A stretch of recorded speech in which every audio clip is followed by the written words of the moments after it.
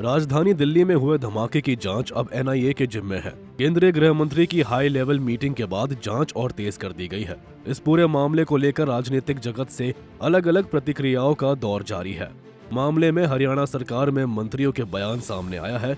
किसी ने इसे कायराना हमला बताया तो किसी ने कहा कि दोषियों को बख्शा नहीं जाएगा।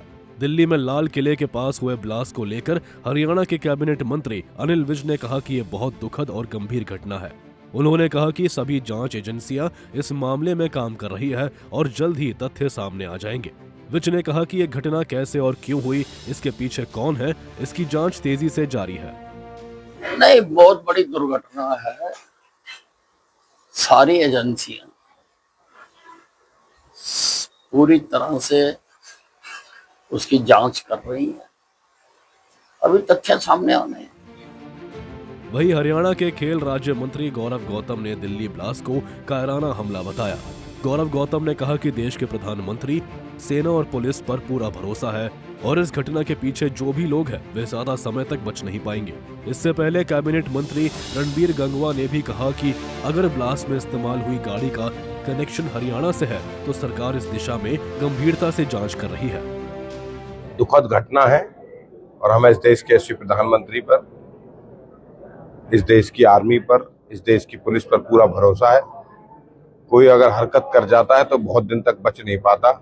जिन्होंने कायरनापूर्ण हरकत करी है वो लंबे समय तक जिंदा नहीं रह पाए। देखिए, कल जो दिल्ली के अंदर घटना हुई है वो बेहद चिंतनीय भी है और दुखद घटना हुई है।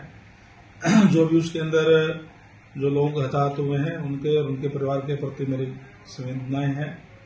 और निश्चित रूप से हमारे केंद्रीय गृह मंत्री माननीय अमित शाह जी कल शाम को ही हताहतों से मिलकर के भी आए और स्थिति का जायजा भी लिया। आला अधिकारियों से बातचीत की। अभी भी बैठक लगातार जारी है।